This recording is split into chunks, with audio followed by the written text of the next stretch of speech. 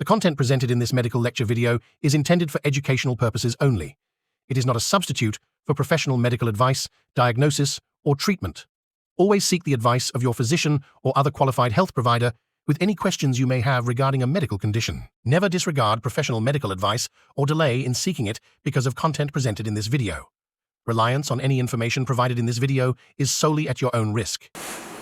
Greetings from Trishla Foundation. I am Dr. Vikash Kr Shrivastava, consultant physician and diabetologist practicing in Prayagraj. So what exactly I am going to tell you people today is the medical conditions associated with adult with that cerebral palsy. So we are going to cover one by one different medical conditions. What exactly you have to focus system wise, as I will tell you one by one. So these are some brief data about medical issues in cerebral palsy adults. So these kind of adults are having 75% more risk of chronic diseases, and they have double chances to develop cardiovascular disease and chronic respiratory disease. So this is a alarming data and figure, you can say. So it's very important to understand what exactly the adults can suffer and how we can manage or prevent these things. So there are 2.6 times more risk of heart failure in this kind of patients. 5.5 times they are having risk of stroke as compared to normal people. 2.2 times more likely to develop asthma. 1.6 times more likely to develop hypertension. 2.3 times more likely to develop ISD, I mean ischemic heart disease. So these are the further risk as compared to normal people. And obesity is very common in non-ambulatory spastic adult of CP. Malnutrition, micronutrient deficiency, underweight, these are also very common in person with dysphagia, especially in dyskinetic CP patients. And diabetes, yes, very prevalent nowadays in our country, in fact all over the world. So diabetes are much more common in non-ambulatory and obese individuals with cerebral palsy.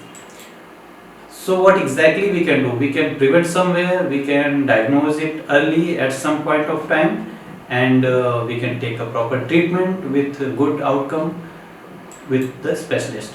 So coming to the system, what system is exactly involved and how it can be affected and how we can manage. So I am going to start it from GI system, Gastrointestinal System, that will be covered in this first video. In next other parts we will cover one by one other systems. So in GI system, cerebral palsy children can have earlier onset of disturbances in gastrointestinal functions. So we have to act very wisely, we have to diagnose these things very early. So coming from these oral cavity issues, this is the starting point of our GI system. So what exactly can happen there? There can be mouth breathing, poor oral hygiene, tooth grinding, dribbling of saliva, malocclusion and tooth cavities and periodontal diseases, problem in chewing and swallowing. So I mean there can be small issues, there can be big issues, and it can start from the very first point of entry of our food and food products, that is oral cavity. So these are the basic issues which we can or that adult can encounter. So this we have to keep in mind. How we are going to manage these problems? So maintenance of oral hygiene, very important.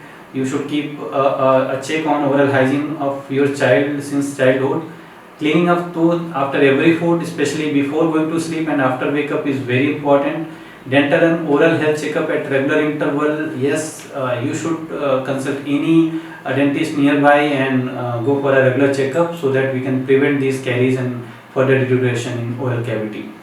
Oropharyngeal stimulation exercises are there which can be easily learned from these centers, from Trishla Foundation and such kind of centers. Then proper sitting posture is very important to avoid any kind of disturbance in GI symptom. Avoid leaving chocolate or sticky food item in mouth of your child because these are going to cause some kind of deterioration and detrimental effect after a certain point of time. So there is a link also, we can provide the link in this chat box, and you can go there and you can see the issues. Coming to the upper GI problems, these are very common apart from oral cavities. So especially GERD, Gastroesophageal reflux disease, that is called GERD in short, is most commonly seen. And we'll come to this later and we'll explain one by one everything. Then regurgitation and vomiting are commonly seen. Gastritis is also very common, and pulmonary aspiration, I mean taking that acid, antacid from that acid from abdomen to the lungs, that is called aspiration. It is also very common in such adults. And malnutrition. So coming to GI gastroesophageal reflux disease, the causes can be like difficulty in breathing while eating, then spastic abdominal muscles, esophageal dysmotility. These can cause gastroesophageal reflux disease, as well as some other risk factors are also there. And what problems it can create? It can create malnutrition. It can show like fear of food, stuck in trachea, and it can cause lung infections also. It's very dangerous sometimes, so it's very important to treat it on time. So what can be done in treatment part? Never take food in sleep position. That is very important. Make your child or in proper sitting position or standing position, and then try to feed the child. Take food in straight sitting position. Raise head, end of head. Never let them lie down just after meal. So it is also very important not to let them lie just after the meal. So there should be some gap in between that. Try to normalize tone of abdominal muscles and prevent spasms as much as possible. This can be learned from the center, our Trishla Foundation, and these exercises are also going to help in preventing or treating the esophageal reflux. What else we can do? We can take small frequent meals, but at fixed intervals, like around 4 hours, 5 hours. So those semi-solid foods at regular intervals in a small quantity. This is very common advice we generally give to all kind of adults, because this is something which can prevent the overload and which can prevent formation of further indigestion or something like that, and it can prevent increased esophageal reflux disease. Take thick liquids. Never feed just before going to bed, and prevent and treat constipation are also something we can add in the treatment of GERD.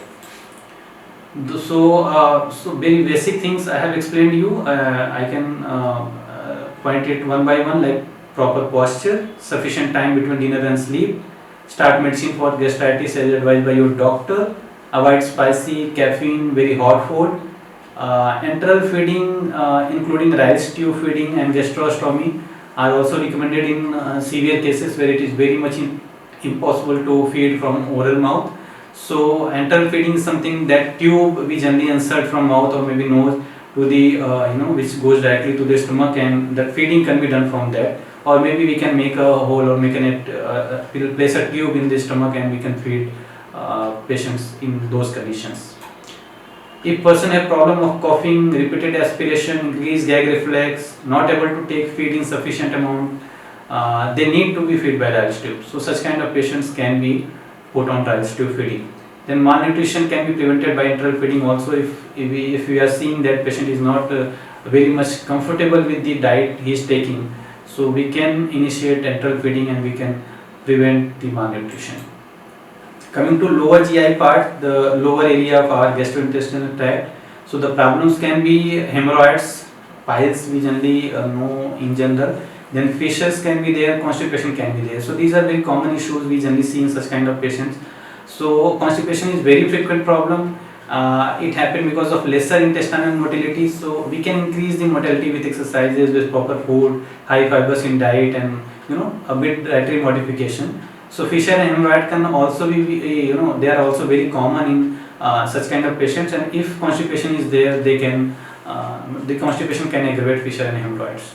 So what we can do in these kind of patients, we can have close attention to diet, like rough phase in plenty. Then fruit and vegetables we can include in plenty. We can have sufficient liquid intake, and be mobile as much as possible. Use commode in place of Indian toilet, and laxatives using laxatives in severe cases is also very effective. But yes, with the advice of doctors only, because laxative is something which can have some side effects also. So it's very important to take a proper advice from doctor before starting any kind of laxative in such cases. So this was overall related with GI symptoms, starting from mouth till upper GI and lower GI tract. and very commonly seen issues with CP patients in adulthood. So prevention is very important. We can start from the beginning, start from the childhood, and we can slowly, gradually improve the things, and ultimately we can have a good outcome later on in adult life. So that's all for this first episode of this series, this lecture series, and we'll cover the other system like cardiovascular, respiratory and psychological issues in upcoming videos. Thank you all. Thank you so much.